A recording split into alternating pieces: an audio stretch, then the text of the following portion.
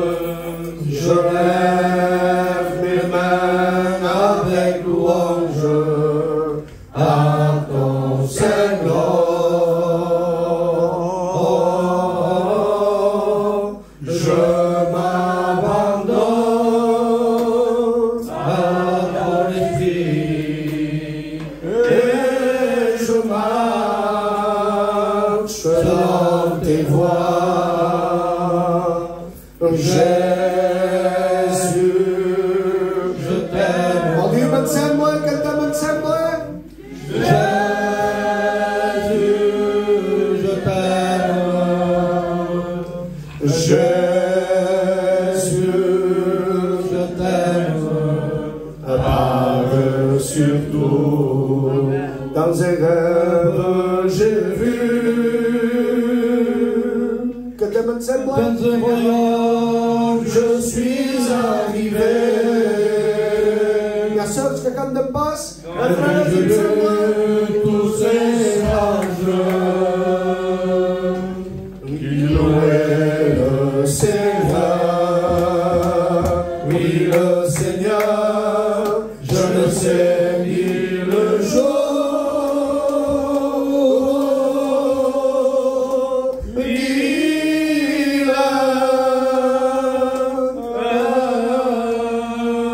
je sais que tu reviens, Seigneur, pour me chercher. Béni soit Dieu, que Dieu soit béni. Jésus revient bientôt nous chercher. Soyons prêts, ne soyons pas cette église endormie ce soir. Soyons éveillés pour lui. Voulez-vous prier pour les malades? Louez pour les malades.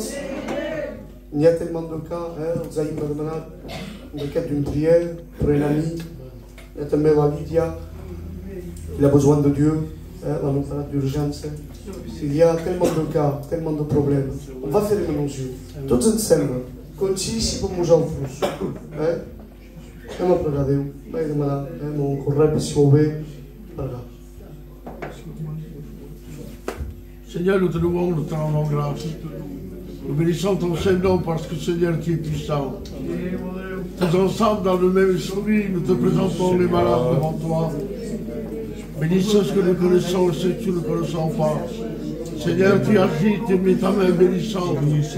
C'est au nom de Jésus que nous te demandons. Merci, mon Sauveur. Amen. Béni soit Dieu. Béni soit mon son. Il a dit que nous avons béni soit. Amen.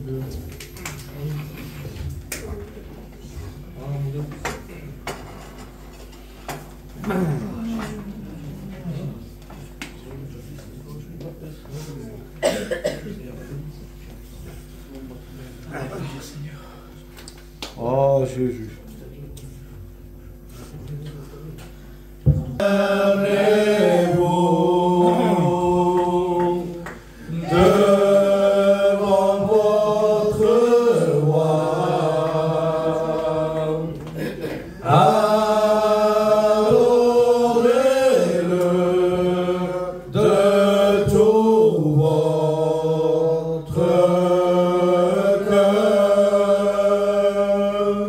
Faites bonté.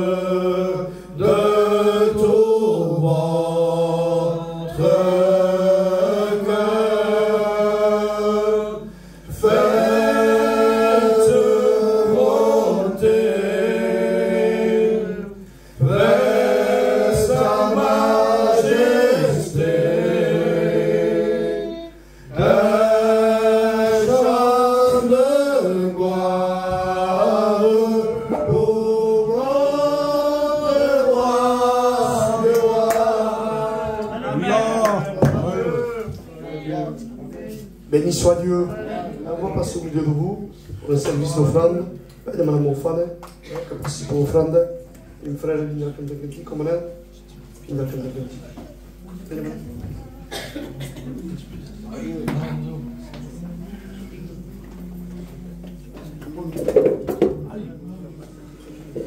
Gloire à Dieu. On chante des cantiques ensemble. Le cantique qui dit il est venu, que tous puissent m'aider, chanter avec moi ensemble, parce que tout ce que nous faisons est important ce soir. Tout ce qui est fait avec un cœur vrai, Dieu le voit. Alors on s'incline, on cherche Dieu et on chante ce cantique ensemble.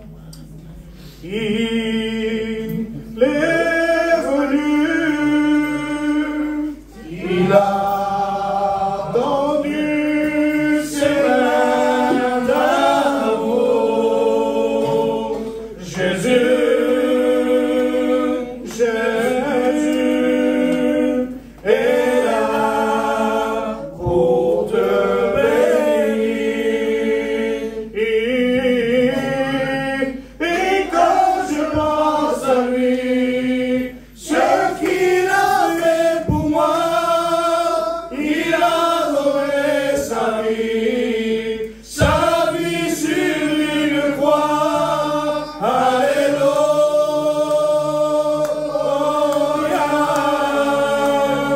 Alléluia.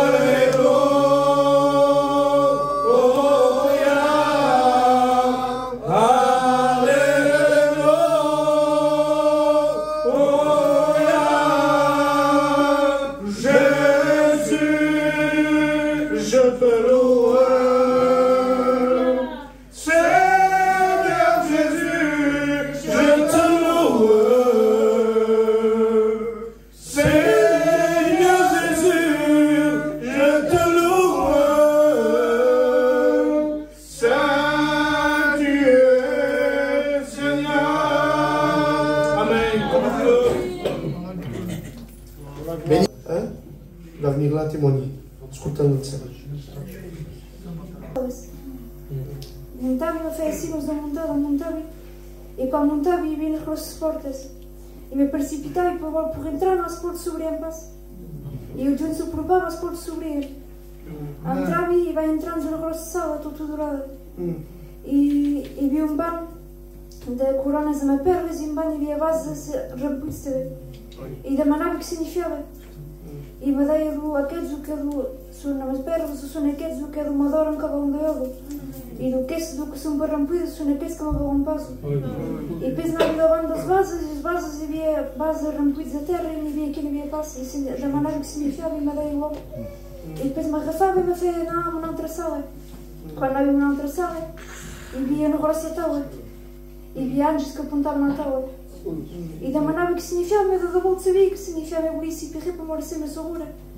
E deu uma ideia do senhor entrando a preparar a taula porque há um dia buscar. E depois me arrafava e me fez e quando a minha base de escala se tornou, me abri para Zanabra e cada posto um tiro. E deu uma ideia do não beso e beso e de carreguinha viável.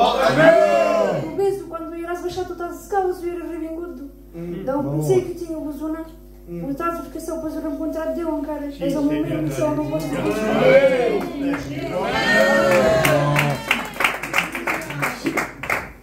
Dieu est bon. Béni soit Dieu. Quel merveilleux témoignage. C'est vrai que Jésus revient bientôt. On a tendance à l'oublier. Ça m'est arrivé plusieurs fois. Parce que si souvent on s'égare du chemin. Mais au moment de ce scarta, Jésus revient bientôt. Et la question la plus importante, est-ce que nous sommes prêts? Le message que va parler le pasteur Tondeguio, il parlait sur se préparer, être prêt. Et hier, le pasteur qui l'a prêché, Yanni, le Rome, les frères bandits, est-ce que c'est prêt? Il faut être prêt. Parce que Jésus revient bientôt. Béni soit Dieu.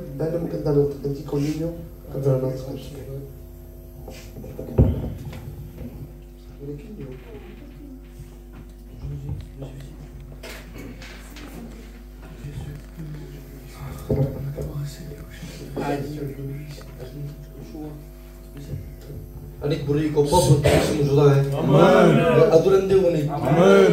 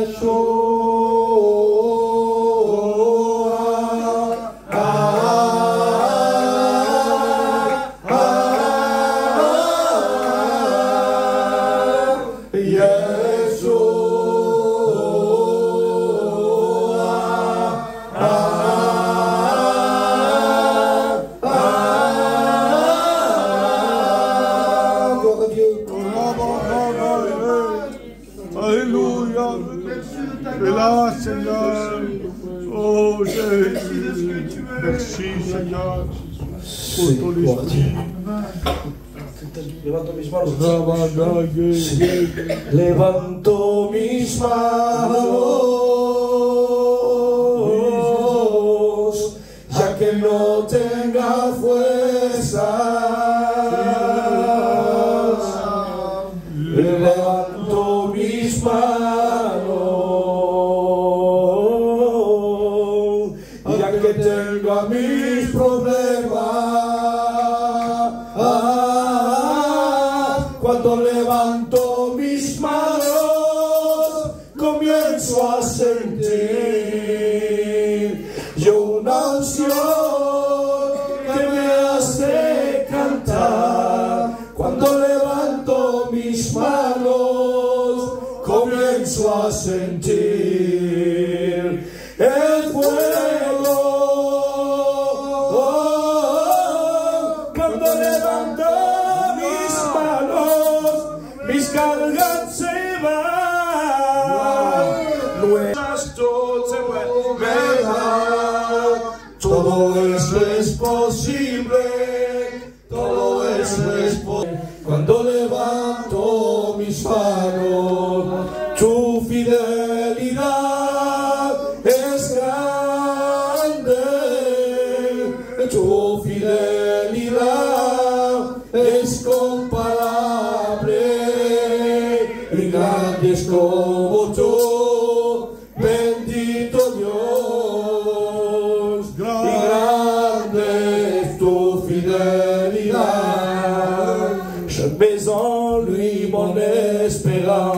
Je mets en lui toute ma confiance, car Jésus-Christ est mort sur une croix pour payer pour moi. Je mets en lui mon espérance, je mets en lui toute ma confiance, car Jésus-Christ est mort sur une croix pour payer pour moi.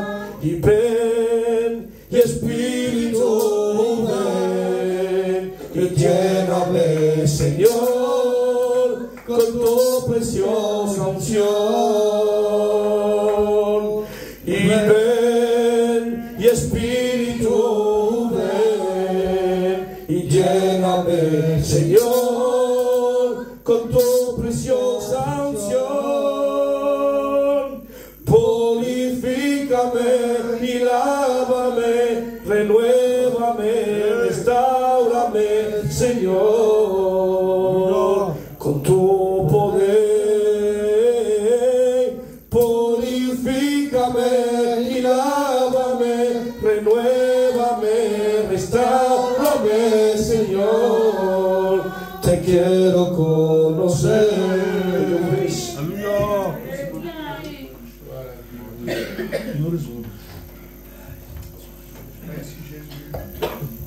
Gloire à Dieu.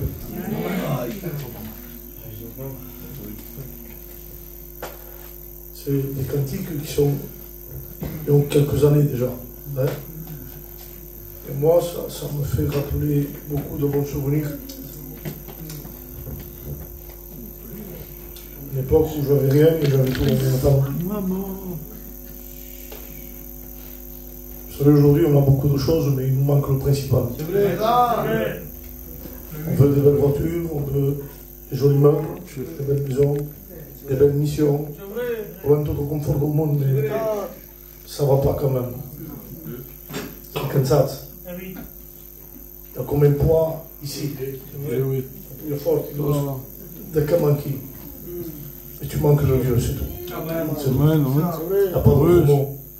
Vaut mieux très peu de choses. Beaucoup de choses, vrai. Si tu as la paix de Dieu, il y a plein. Qu'est-ce qu'on veut de plus? Levanto manos, je l'écoutais, ça fait à peu près 20 ans en arrière. Tenez, il parlait, rien de tout. Et je vous le dis sans aucun orgueil, parce que les frères me connaissent, on habite à côté. Hein. À un moment donné, j'avais tout. J'avais un travail qu'avec un mois, je faisais plus d'1 an de salaire. Je pouvais acheter ce que vous voulez, les frères le savent. Sans aucune prétention. Mon Dieu le sait, parce que je ne travaille plus. Et je veux plaire à Dieu. Amen. Mais Dieu le sait que même pas un vendeur pouvait se mettre avec moi. Le travail que j'avais, un travail qui était droit, mais je gagnais beaucoup d'argent. Et pourtant, quand je rentrais chez moi, à un moment donné, ça n'allait pas. Parce que, comme on dit, le temps, c'est de l'argent. C'est une chose. Et plus on veut de l'argent, plus il faut passer du temps. Et on est pris par ça. Et on achète des belles choses. Et on ne dort pas bien. C'est pas vrai. Parce que quand on l'a connu lui, on ne peut pas le remplacer par autre chose. Alors là, on leur disait, non oui, c'est bien. Vous voulez aller à un restaurant, si on peut gaspiller 20 €, enfin bon, soit. Si on peut s'acheter quelque chose, on le fait avec la paix de Dieu. Et à un moment donné, il ne faut pas oublier que si lui n'y est plus, tu peux avoir tout ce que tu veux. Ça n'ira pas. Ça n'ira pas. Et c'est pas moi qui invente ça, c'est la Bible qui le dit. La Bible dit qu'il vaut mieux un morceau de pain sec. C'est pas cause. Le pain sec, c'est le pain qu'on donnait aux animaux. Les rois avaient de la viande, les ouvriers avaient du pain, et le pain sec, on le donnait aux chevaux, excusez-moi du mot, aux porcs, aux cochons, on n'en voulait pas. Bien, l'homme de Dieu dira, je préfère ça qu'une maison pleine de viande, avec des querelles. Ça va pour quel? Parce que tu peux avoir un morceau de viande, le meilleur. Donc avant, il y a un morceau de viande, c'est qui vient du Japon, je crois, mais ils sont mangés au chaud. Et je crois qu'il vaut 600 € le kilo. En force 4, force 4. Et vous savez, quand il y a des querelles, l'estomac n'accepte plus rien. Oui. Un poids, t'as pas envie de manger. La carne bancaire, elle est bonne. Elle est là-dessus, ça donne envie, mais t'as pas envie de manger. Quand tu es bon dia, on porte que menges. Tu es dans la joie. Ici, on peut se manger, c'est un baignadeu. C'est ce qu'on veut, nous. C'est ce qu'on veut. Un chrétien, il suit ça, il ne suit pas autre chose. Si on travaille, qu'on gagne de l'argent, béni soit Dieu. Et c'est des fois, pour un peu un puesto, parce que tu n'es pas, João, notre corps. Il faut toujours voir qu'il y a pire que nous. Il y a pire que nous autres. C'est vrai ou pas? Il y a pire que nous autres. On a la chance d'avoir un toit, il y en a qui dorment dehors. Pas de manger un morceau de pain. Il y en a qui ne mangent pas. Tu peux marcher pour venir à la réunion, il y en a qui sont dans les hôpitaux. Excusez-moi pour ceux qui portent du deuil. Tu peux aller te promener avec tes enfants, avec ton foyer, il y en a qui pleurent. Parce que quelqu'un est parti. Il y a toujours pire que nous. Le principal, ce qu'il faut regarder, espace qu'est-ce que tu drama, est-ce qu'est-ce que tu as. Ne pas chercher les choses que je n'ai pas, mais apprécier les choses que j'ai. Et le peu que j'ai.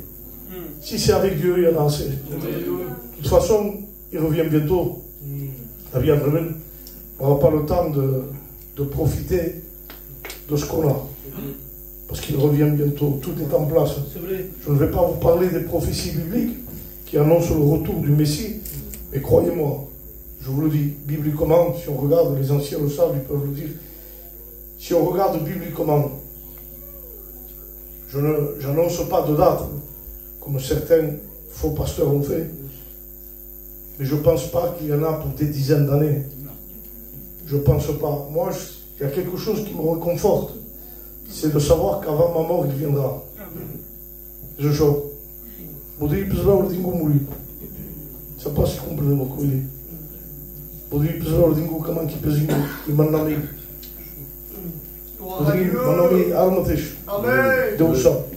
Ma prière, c'est celle-ci. Pourtant, je ne vous cache pas, je ne manque pas de rien. J'ai un morceau de pain comme vous. Vous n'en pouvez pas. Mais à quoi ça sert? Et il revient bientôt parce que tout est accompli.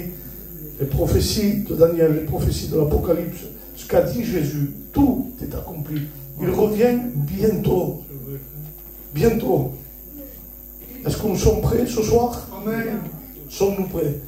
Qui est ce point que tu te demandes? Il y a mes jeunes qui sont en bas. Parce que, non, parce que c'est ce point. Io sono un Chiclama. Mais je ne mérite pas, hein. On me laisse passe. On me laisse passe. Parce que ça arrive de pécher, ça arrive de ne pas être comme Dieu veut. Mais quelqu'un qui connaît Dieu, il sait que quand il pêche, qu'il n'y a pas de pas si je l'ai demande pour nous. C'est vrai qu'il est dans mon planard, il vient daqui, quand on tombe au final, c'est arrivé, j'ai programme, c'est arrivé. Ma prière était celle-ci. Je ne peux pas sanctifier. Je ne peux pas sanctifier. Et la Bible dit aussi, c'est Dieu qui vous sanctifie. Que veut-il sanctifier? Sanctifier, on peut dire, tu me passes un pôle sur le mur. Sanctifier ne veut pas dire je suis irréprochable, non. Je suis un pécheur repenti et lavé par le sang de l'agneau. Je ne suis pas juste. Mais lui m'a justifié. Comment dire? Si un jour je me présente et qu'il y aurait le diable qui veut m'accuser, pour une fois, il ne me dirait pas de mensonge. Derrière, Marc, il ne le mérite pas. On Marc, c'est qui? On Marc, c'est ce on Marc, c'est ça. Il dirait ce qu'il veut. Et moi, je ne pouvais pas me défendre. Il y avait un homme de Dieu qui s'appelait Josué le sacrificateur, qui était accusé par le diable. Et il ne se défendait pas parce que c'est vrai. Et l'homme est comme ça. L'homme ne peut pas se défendre devant son péché parce que la Bible dit que tout homme est pécheur et privé de la gloire de Dieu. Il n'y a personne de parfait. Le cœur le meilleur de l'homme est comparé comme un buisson d'épines. Et le diable prêchait devant Josué, comme il pourrait te dire, toi tu ne le mérites pas. Tu ne le mérites pas à cause de ci ou à cause de ça. Et on n'aurait pas de mots pour se défendre. Et si je me présente devant le diable, ou plutôt que le diable se présenterait devant moi pour m'accuser, je n'aurai pas de mots pour me défendre. Moi, je ne peux pas. Mais quelqu'un pourrait me défendre. Quelqu'un pourrait venir à mon aide. Quelqu'un pourrait dire ce que moi, je ne peux pas. Et quelqu'un pourrait dire, c'est vrai que Marc est un pécheur. C'est vrai que Tom est un pécheur. C'est vrai que tu es un pécheur. C'est vrai que tel ou tel ne mérite pas d'être sauvé. Il n'est pas juste. Mais ce quelqu'un dirait, moi, je l'ai justifié en donnant ma vie à sa place. Et c'est ça la justification. C'est-à-dire qu'il s'est substitué. Il a pris ma place pour pouvoir me justifier devant Dieu. Non pas devant les hommes, mais devant Dieu. Et ce qui compte, c'est ce que Dieu dit, et non pas ce que les hommes disent. Amen. Pour certains, on n'est que des gitans. Pour certains, on est des illettrés, itinéraires. Pour certains, on est méchants, on est voleurs. Pour certains, on n'a pas de sentiments, on est mauvais. Pour certains, on est pécheurs. Pour certains, on est des criminels. Pour certains, on est des voleurs. Mais ça, c'est les hommes qui disent. Peut-être que certaines personnes parlent de toi en mal. Des gens qui t'accusent. Ils ne te parlent pas. Ils t'évitent le chemin. Quand ils te voient s'approcher, ils sont bande de camille. Parce que peut-être pour les gens, tu n'es pas une bonne personne. Mais ce qui compte, ce n'est pas ce que les hommes pensent de toi. Ce qui compte, c'est ce que Dieu pense de toi. Qu'est-ce que Dieu aurait à te dire ce soir s'il te convoquerait? Ah, certainement que tu viendrais devant Dieu avec un sentiment de repentance. Tu aurais honte. Ce qui est normal. Mais Dieu n'est pas un homme. Et la Bible dit que nos pensées ne sont pas les pensées de Dieu. Élie voulait mourir. Et Dieu l'a enlevé vivant. Il y a des gens ici qui disent, moi je n'ai pas d'avenir. Mais ce que tu penses toi n'est pas ce que Dieu veut. Dieu a un plan pour toi. Amen. Dieu veut te sauver. Alléluia. Dieu veut changer ta vie. Amen. Il veut te pardonner. L'évangile, c'est ça. C'est aussi simple que ça. N'allez pas chercher des théologiens pour avoir une belle prédication. Cherchez plutôt à vous sauver. Amen. Parce qu'il est bon, il est fidèle et juste pour pardonner le péché. Alléluia. Vous savez, lorsque Jésus était sur la croix, il n'a pas prêché. Il n'a pas fait de séminaire. Il n'a pas fait d'enseignement. Mais il a souffert. Il a souffert. Rien que sur la croix, 38 prophéties se sont accomplies. Rien que sur la croix, sans parler, il accomplissait. Il n'a pas besoin de parler. Il a besoin d'accomplir dans ta vie. Il veut accomplir quelque chose. Non pas 38, simplement quelque chose. Le salut dans ta vie. Te sauver. Qu'est-ce que être sauvé? Qu'est-ce qu'être sauvé? On nous présente ça comme étant être sorti d'un danger. C'est ça. Mais le mot repentance pour être sauvé est un mot en hébreu qui veut dire quelque chose d'autre, plus profond. C'est-à-dire de revenir, écoutez bien, dans la maison dans laquelle on est né. C'est fort. C'est-à-dire, je suis né dans tel endroit, je pars, je fais ma vie comme bon me semble, et un jour, j'ai cette conviction que je ne suis plus à ma place. Il n'y a personne pour me protéger, personne pour me garder, personne pour me nourrir, je suis tout seul. Alors, je reviens, je fais marche arrière pour rentrer dans la maison où je suis né. Amen. C'est ce qu'a fait un jour le fils prodigue. C'est pour ça que Jésus a donné cette parabole, pour nous parler de la véritable repentance. Si le fils prodigue aurait dit que des mots et qu'il aurait resté dans le bout des porcs, excusez-moi du mot, rien ne serait passé. Mais il est revenu dans la maison où il était né. La véritable repentance, c'est ça. C'est de revenir là où nous sommes nés. La Bible dit que nous avons été créés à l'image de Dieu. Nous avons été créés pour être avec lui. Nous avons été créés pour lui appartenir. Ça, c'est notre maison. Notre maison n'est pas ici-bas, elle est là-haut. Elle est là-haut dans le ciel. Le péché nous a séparés. Le péché nous a fait prendre une autre direction. Le péché nous a fait habiter ailleurs. Mais quelqu'un qui se répand et qui demande pardon, il revient là où il était né. Revenir à la maison du Père. Parce que dans la maison du Père, qu'est-ce qu'il y avait? Qu'est-ce qu'il y avait? Du pain en abondance. Du pain en abondance. Il n'y avait pas simplement du pain, mais du pain en abondance. C'est-à-dire qu'il ne manquait pas du pain. Pourquoi? Parce qu'il ne manquait pas de blé. Il y avait de la farine. Et parce qu'il y avait des mains pour les préparer. Parce qu'on peut avoir le matériel, mais s'il n'y a pas la main d'œuvre, ça ne sert à rien. Mais dans notre ciel à nous, le salut a été accompli par des mains qui ne cessent de travailler pour toi. Ils ne cessent de travailler. Parce qu'il veut te sauver ce soir. Peu importe ce que tu as fait, peu importe qui tu es. Cher moustache, personne ne te juge. Personne ne te juge. Personne ne te met dehors. Jésus est tellement bon. Amen. On ne peut pas se plier. Vous savez, il y a un homme qui a expérimenté la grâce avant la grâce. Vous savez, la grâce commence à la croix. Le temps de grâce commence à la croix. Il finira à l'enlèvement de l'Église. Mais il y a un homme qui, avant tout cela, a déjà connu la grâce, sans passer par le rituel du sacrifice. Parce que dans l'Ancien Testament, pour être pardonné, il fallait offrir un animal, une bête, que le sang coule. Et là, il était pardonné. Mais on pouvait faire ça sans étant touché dans son cœur. C'était un rituel.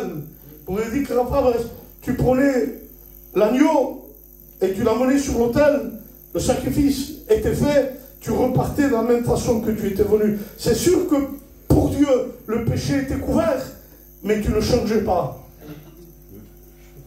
Tu ne changeais pas. Mais il y a un homme qui s'appelait David. Cet homme-là ne voulait pas rentrer dans le temple pour offrir un sacrifice, pour avoir le pardon. Vous savez pourquoi? Parce qu'il a dit ce mot-là. Il a dit, rends-moi la joie de mon salut. Et ça, dans le temple, ça n'existait pas. Avoir la joie du salut, avoir la conviction d'être sauvé. Dans le temple, ça n'existait pas, c'était que du rituel. Mais cet homme-là avait compris qu'il fallait qu'il gagne son salut sans passer par le temple. Il fallait qu'il gagne son salut en touchant le cœur de Dieu. Il fallait qu'il pleure, il fallait qu'il gémisse. Il passait du temps sans manger. Il avait perdu des gens qui aimaient. Et il était là, assidu, en train de demander le pardon à Dieu. C'était plus le même David qui courait pour battre Goliath. Ce n'était pas le même David qui combattait le lion et l'ours. Ce n'était plus le même David qui sortait dehors, à qui on disait, Saül en a tué 1000 et David 10 000. Ce n'était plus le même David. Il était déformé par la tristesse de son péché. La Bible dit qu'il mangeait ses larmes. Il faut imaginer, il mangeait ses larmes. Pas autre chose. Pas autre chose. À un moment donné, il ne peut plus rien faire que de demander pardon à Dieu. Et tant que lui ne l'a pas pardonné, David n'était pas satisfait. peu importe l'argent qu'il avait, peu importe l'homme qu'il était, il était connu, David. Même aujourd'hui, on parle de lui. David n'était pas n'importe qui. Le roi David, un homme d'exception. Excusez-moi de dire ça, ce n'était pas Macron. Ce n'était pas un homme faible. Ce n'était pas un homme sans importance. Ce n'était pas un président. Ce n'était pas un ministre. C'était le roi David, l'homme selon le cœur de Dieu. Et certainement que les prêtres pouvaient lui dire à David, David, tu as péché, mais si tu vas dans le temple, tu vas être pardonné. Et David, en quelque sorte, en disant, rends-moi la joie de mon salut, est en train de dire, ce n'est pas simplement le pardon du temple que j'ai besoin. Le pardon d'une église, on rentre et le pasteur décide qu'on est chrétien. Le pasteur nous met une Bible à la main. Il nous met un t-shirt blanc, un pantalon blanc et un coup d'éponge dans le baptistère. Et ça y est, on est chrétien. Ça, c'est le pardon qui se trouve dans le temple. Mais il n'y a pas de joie, il n'y a pas de vie, il n'y a pas de communion. Le véritable pardon, il se trouve en touchant la grâce. Et David a touché la grâce avant que le temps vienne. Il a touché la grâce. Comment il a fait? Il a persévéré. Seigneur, rends-moi la joie de mon salut. Amen. Et chaque jour qu'il se levait, il disait, pardonne mon iniquité. Rends-moi la joie de mon salut. Je ne partirai pas en guerre tant que tu ne m'as pas pardonné. Je ne mangerai pas tant que tu ne m'as pas pardonné. Il a souffert pour être pardonné.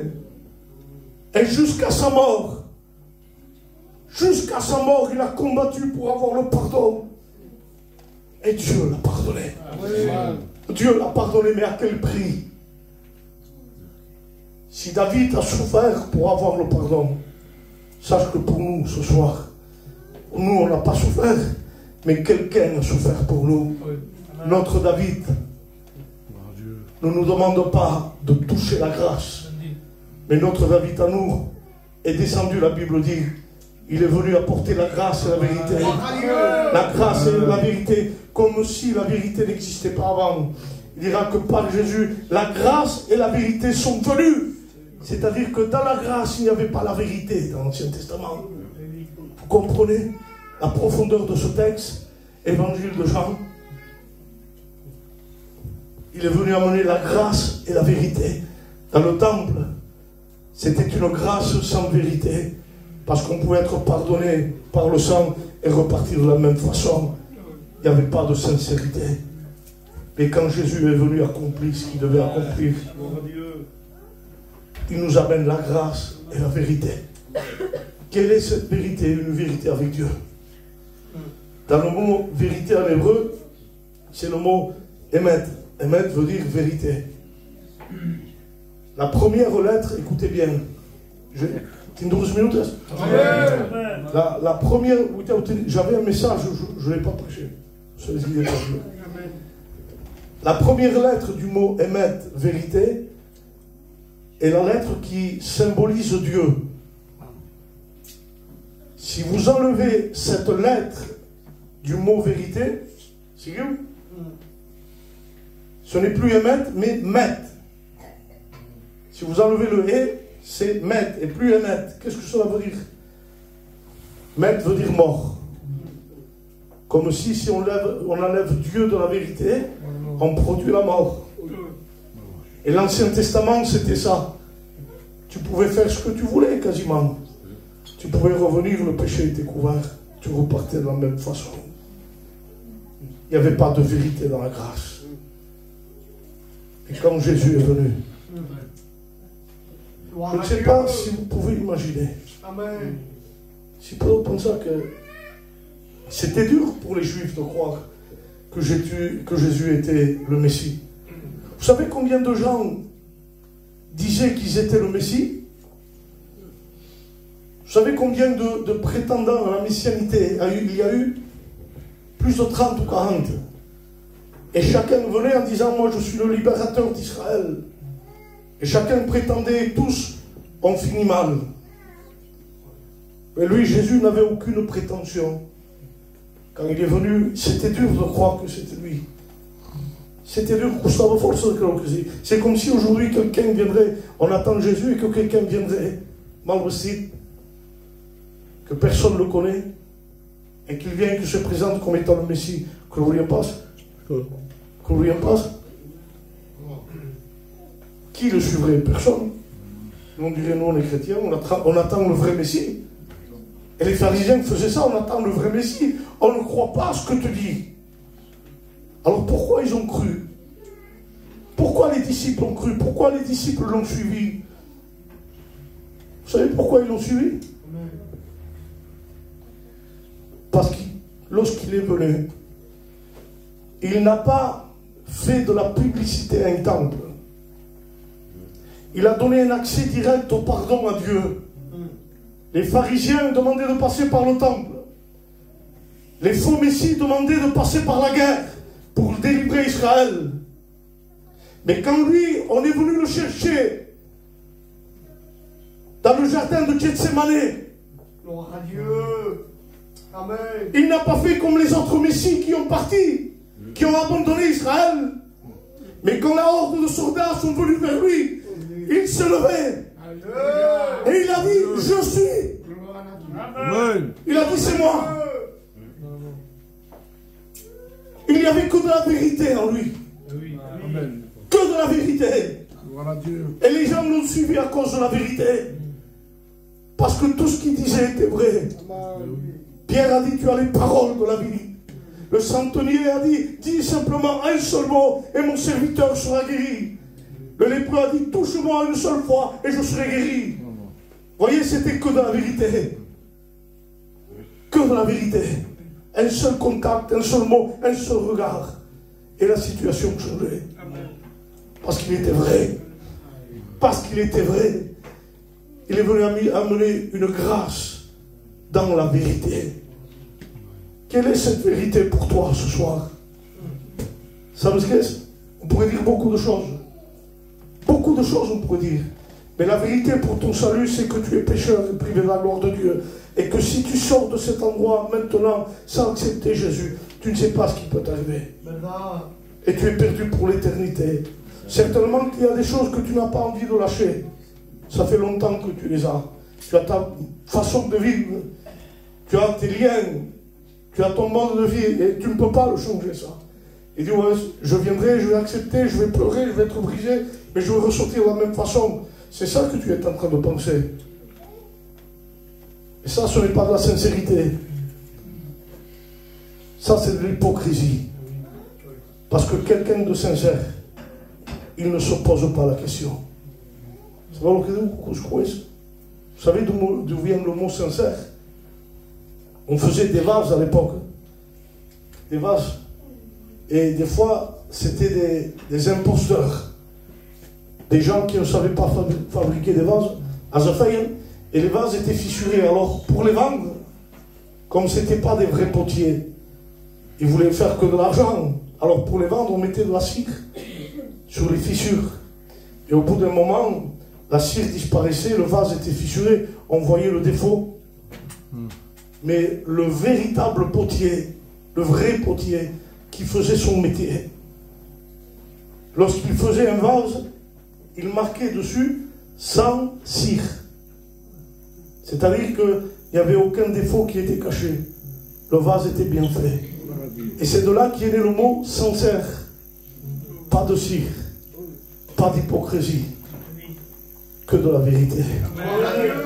Jésus était sans cire. Il était vrai. Vrai. Vrai jusqu'à la fin. Jusqu'au tombeau, il était vrai. Quand il est ressuscité, il était vrai. Et quand il reviendra, il sera vrai. Voilà pourquoi Jean, quand il le voit dans l'Apocalypse, il dira, voici le témoin fidèle et véritable. Il dira, son nom est la parole de Dieu. Ça, c'est le témoignage de la vérité. Quelle est ta vérité ce soir? Tu es pécheur, privé de la gloire de Dieu. Tu vis dans ton péché. Tu vis mal dans ton foyer. Je ne sais pas, beaucoup de choses. Laisse-moi te dire quelque chose. Laisse tout ce qui te va, tout ce qui te fait mal, laisse-le de côté. peux exprimer ce soir. Pense une seule chose. Veux-tu être sauvé? Veux-tu être sauvé? Vous savez, il y a des gens, et je vous avertis sur ça, il y a des gens qui disent, bah, il ensemble pour moi, comme foyer s'il veut. Viens pas. Viens pas. Je vais à la réunion pour m'arrêter de me droguer. Bien qu'il se passe. Ne viens pas, c'est pas ça que Dieu veut. Non, non, viens. Excusez-moi, comprenez le sens de mes mots. Dolorete cada día, si vos. Tous les jours. Bois, fais ce que tu veux. Viens. Viens à Jésus. Jusqu'au jour où lui va te délivrer. Parce que si ça vient de toi, tu ne pourras pas. Tu vas recommencer plus tard. Tu vas recommencer. Mais lorsque tu auras une véritable repentance et que ta vie sera transformée par la grâce, là tu n'auras plus besoin de dire que ferai demain. Tu sais ce que tu feras demain. Tu marcheras avec lui. Et il y a des gens ce soir qui ont besoin de faire cette rencontre. Il y a des gens qui te le montrent. Tu as une minute, mais vous savez, ça fait 1 mois et demi que je ne prêche pas. 1 mois et demi. Depuis que mon petit-fils est né. Alors, mon frère, le frère meu. Depuis que nous sommes parce que, regarde, il y a un attachement, comme ça. Quand ma fille s'est mariée, j'ai fait une dépression. Un an de dépression. À quelle petite, maintenant, toute en dépression.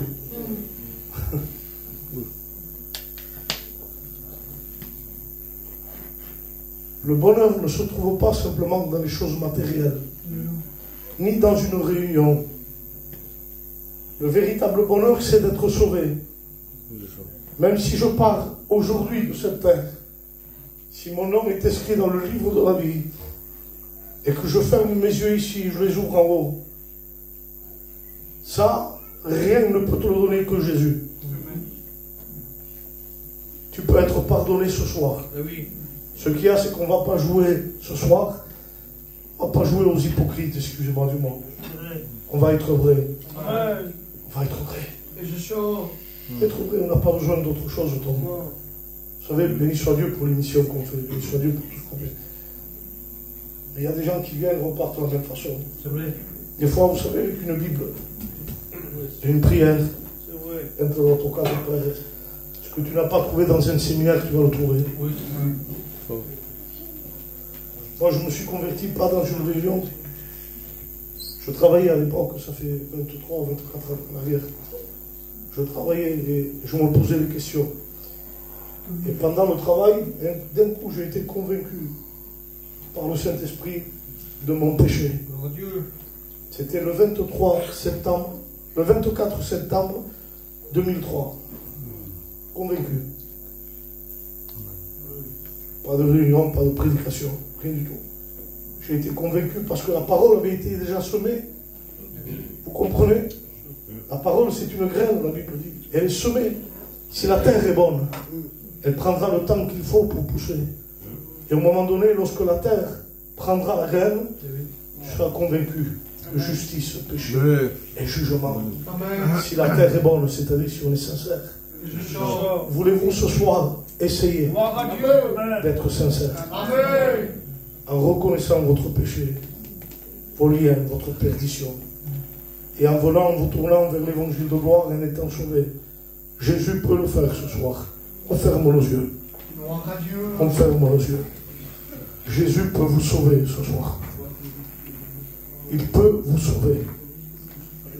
Il peut changer vos vies. Jésus peut te sauver ce soir. Peu importe qui tu es. Tu es certainement assis sur ta chaise. Il dit où est-ce que tu me zlaches de te chica. Tu me zlaches de la parole. Tu me zlaches de l'occasion. Parce que le péché nous fait honte. Et peut-être il y a des gens qui masquent aussi ce soir. Qui marquent cause, qui font semblant que sont rouges. Et tu as tellement d'orgueil que dit où est-ce Io passe dans la parole de Dieu. Si tu ne fais au feu le soir, ça ne marche pas parce que ton orgueil te tient lié. Et il y a des gens qui pensent, qui ne connaissent pas Dieu et qui pensent tout savoir. Et à cause de ça, à cause de ta fausse connaissance, tu ne vois pas resplendir la gloire de l'évangile. Alors ce soir, l'appel que je te fais, ce n'est pas l'appel de Tom ou l'appel de Marc ou l'appel de l'ancien. L'appel que je fais, c'est un appel qui sort de la parole de Dieu. Il a dit, venez à moi, vous tous, qui êtes chargés et fatigués. Chargés et fatigués. Parce que la charge nous fatigue. La charge nous fatigue. Le péché fatigue. Le péché nous écrase. Le péché angoisse. Le péché nous lie. Le péché nous détruit. Le péché nous mène en enfer. Jésus lui a dit, venez à moi. Ne vous trompez pas. Ne venez pas aux serviteurs. Ne venez pas à une église. N'allez pas vers les hommes religieux. Venez à moi, Jésus a dit. Venez à Jésus. Vous tous. Il a dit tous. Tout homme. Il n'a pas cité une catégorie de personnes. Il a dit, vous tous, à l'époque, il y avait de tout. Comme aujourd'hui, la même chose. Toutes sortes de péchés. Et lui n'a pas fait d'exception. Il a dit, venez vous tous, qui êtes chargés et fatigués. Jamais ces mots ont été dits par un homme religieux. Aucun pharisien n'avait dit ces mots-là avant Jésus. Jésus a dit, venez, vous tous qui êtes chargés et fatigués, et je vous donnerai. Il n'a pas dit je vous vendrai. Il n'a pas dit je vous prêterai. Il a dit je vous donnerai le repos. Je vous le donnerai. Parce qu'il a payé pour toi. Il n'a pas besoin d'un fond de piano pour se repentir.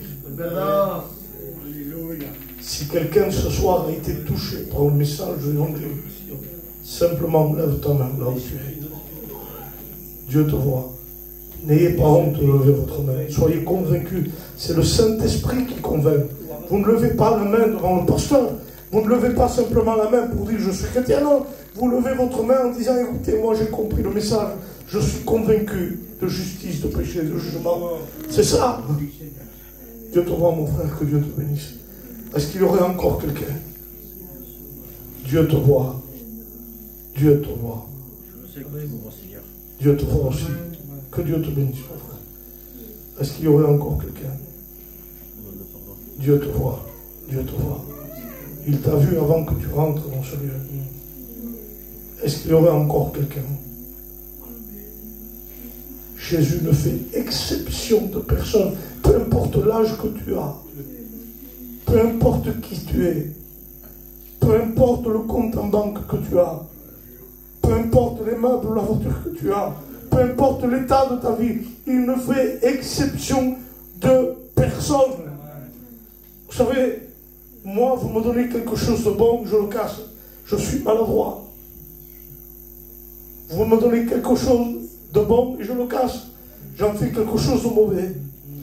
Mais à Dieu, donnez-lui quelque chose de mauvais, quelque chose de cassé, quelque chose de brisé. Il en fait quelque chose de bon. C'est Dieu. C'est Dieu. Ce n'est pas un homme, c'est Dieu. Est-ce qu'il y aurait encore quelqu'un? Une vraie repentance. Quelqu'un de sincère. Dieu te voit, amen. Que Dieu te bénisse. Est-ce qu'il y a un Kouzmès qui veut que son nom soit inscrit dans le livre de vie? Que sa vie soit pardonnée. Qu'il ne soit plus condamné par le diable. Est-ce qu'il y aurait quelqu'un de plus? Jésus est bon. Amen. Moi, je ne le suis pas. Excusez-moi, Tom, excuse-moi, Tom, tu n'es pas bon non plus. On n'est pas bon, on n'est que des hommes. Alors, ce n'est pas à nous que vous devez venir. C'est à Dieu. Amen. C'est à Jésus. Est-ce qu'il y aurait encore quelqu'un? Lève ta main là où tu es. Et nous allons prier pour toi. Dieu te voit. Amen. Dieu te voit. Amen. Dieu te voit. Dieu te voit. Alléluia. Que c'est bon d'être vrai. Que c'est bon d'être sincère. Que c'est bon d'être dans la vérité. Que c'est bon de dire Seigneur, j'ai besoin. C'est vrai que j'ai besoin. Je me sens pécheur, je me sens sale. Je me sens rejeté. J'ai besoin de toi. Que c'est bon de se tourner vers Dieu. Est-ce qu'il y aurait quelqu'un de plus? Est-ce qu'il y aurait quelqu'un de plus? Dieu te voit, amen. Attendez-vous ce soir à une vraie repentance. Non pas à une réunion habituelle où c'est qu'on lève notre main, on ressort de la même façon. Attendez-vous ce soir à demander pardon réellement à Dieu. De nouveau, pour de nouveau. Je sais pourquoi nous voulons, il faut qu'on demande. Je sais pourquoi les autres, il sait quoi nous se passe. Dieu nous connaît aussi, il sait quand c'est vrai et quand c'est pas vrai. Être sincère pour certains, c'est dur. Mais la vérité, c'est que c'est tellement facile d'être vrai. Vous savez pourquoi c'est facile? Parce que avant que les mots sortent de ta bouche, Dieu les connaît déjà. Oui. Donc il faut te dire que de toute façon, on n'a rien à cacher. Est-ce qu'il y aurait quelqu'un de plus? Et après, nous allons prier. Dieu te voit. Dieu te voit. Et Dieu t'aime. Dieu te stime. Est-ce qu'il y aurait encore quelqu'un? Dieu te voit. Dieu te voit. Vous savez, une repentance ce soir peut changer votre vie. Votre vie de Pokémon. Et vous savez, peut-être dans quelques mois, quelques années, vous direz, cette petite réunion sans piano, avec quelqu'un qui n'a pas prêché bien, a changé ma vie. Parce que Jésus était là. Amen. Je vais demander à ces personnes qui ont levé leurs mains, levez-vous de vos places. Il n'y a pas de piano, mais il y a Jésus. Amen. On ferme nos yeux fermés. Je voudrais, s'il vous plaît, par respect,